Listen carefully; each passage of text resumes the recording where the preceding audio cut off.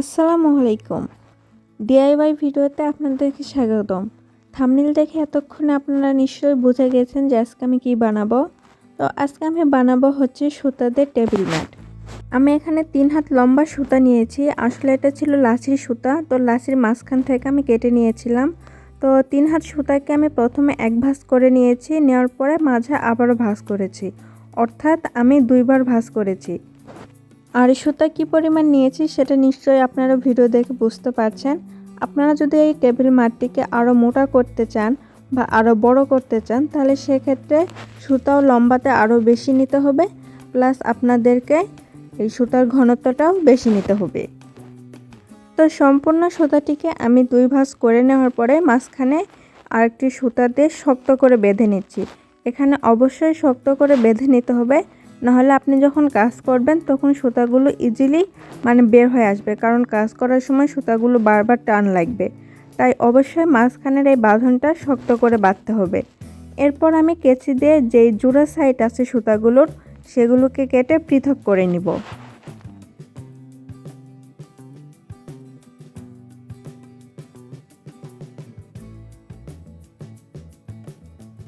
এবার আমি সমস্ত সুতাগুলোকে 8 ভাগে ভাগ করে নিব।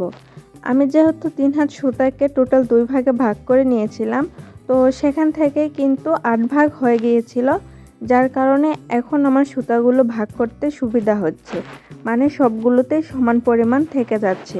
তো সুতাগুলো ভাগ করা হয়ে গেলে একটু হাত দিয়ে ভালোভাবে টেনে টেনে নিব।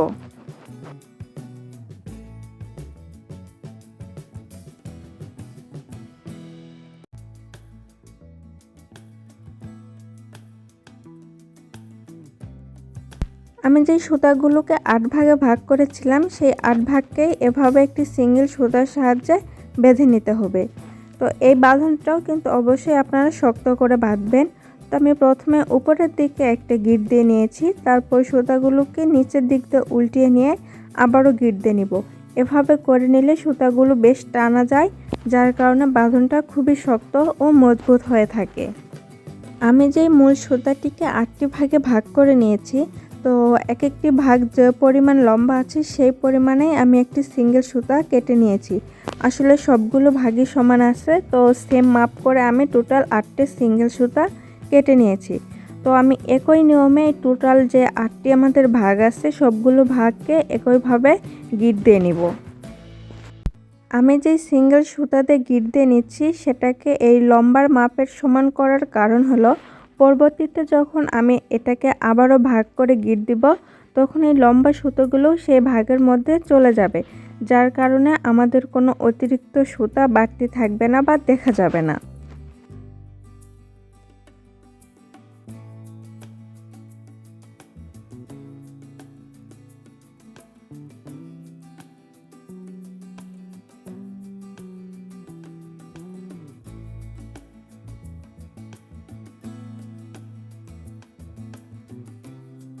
ভিডিওতে আপনারা দেখতে পাইলেন যে আমি এই টোটাল 8টি ভাগকে সমান দূরত্বে গিঁট দিয়ে নিয়েছি, মূল যে গিঁটটা ছিল সবার প্রথমে সেখান থেকে সমান ভাগেই গিঁট দিয়ে নিয়েছি। এবার আমি প্রত্যেকটা ভাগকে আবারও 2 ভাগে ভাগ করে নিব। আপনারা আমার ভিডিওটি ভালো করে লক্ষ্য করুন যে আমি প্রত্যেকটা ভাগকে 2 ভাগ করে নেওয়ার কথা বলেছি। তো এখানে আমি একসাথে সব ভাগগুলোকে করে নিব না, তাহলে আমাদের আবার এলোমেলো হয়ে যাবে। তো 2টা ভাগকে আমি টোটাল 4 ভাগ করে নিলাম। নেওয়ার পরে প্রথম ভাগ এবং দ্বিতীয় ভাগের অর্ধেক অংশ দুই পাশের 2 অংশ মিলিয়ে আবারও গিঁট দিয়ে নিচ্ছি। তো আসলে এই কথাগুলো বলে বোঝানোর মতো কিছু না, বা মুখে বললেও বুঝতে পারবেন না। আপনারা আমার ভিডিওটি ভালো করে লক্ষ্য করুন, তাহলেই বুঝতে পারবেন যে আমি এই কাজটা কিভাবে করছি।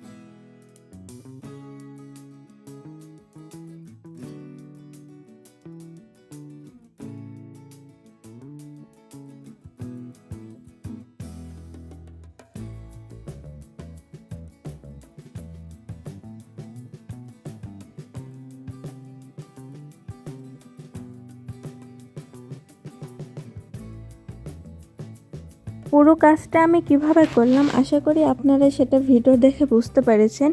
এবার আমি দ্বিতীয় লাইনের মতো করে মানে সেই একই নিয়ম অনুসরণ করে তৃতীয় লাইনটাও করে নিব। সো একই নিয়মে আমি টোটাল 3টা রাউন্ড করব।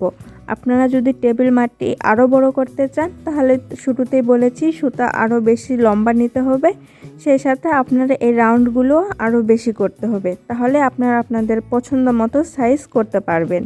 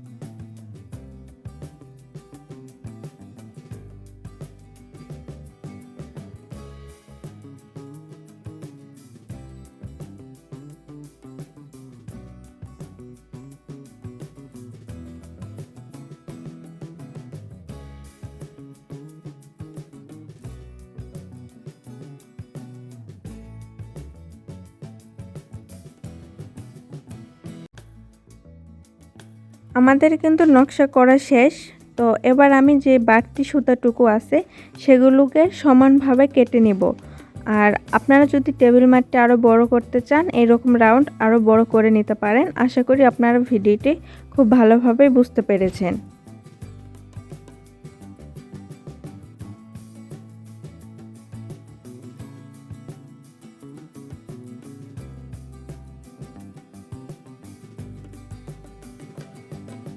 সবগুলো এভাবে কাটা হয়ে গেলে আমি এখানে একটি চিরুনির সাহায্যে এই অতিরিক্ত যে ঝুলঝুলিগুলো রাখলাম সেগুলো আঁচড়িয়ে নিব, তাহলে আমাদের সবগুলো সুতা সমানভাবে আসবে, দেখতে খুব সুন্দর লাগবে। তো আজকের ভিডিওটি যদি আপনাদের কাছে ভালো লেগে থাকে, আপনাদের কাছে উপকারী মনে হয়, তাহলে কিন্তু আমার চ্যানেলটিকে সাবস্ক্রাইব করতে ভুলবেন না। আর আপনারা এই টেবিল ম্যাটটি বাসায় কে কে ট্রাই করেছেন বা করবেন তারা অবশ্যই কমেন্ট করে জানাবেন।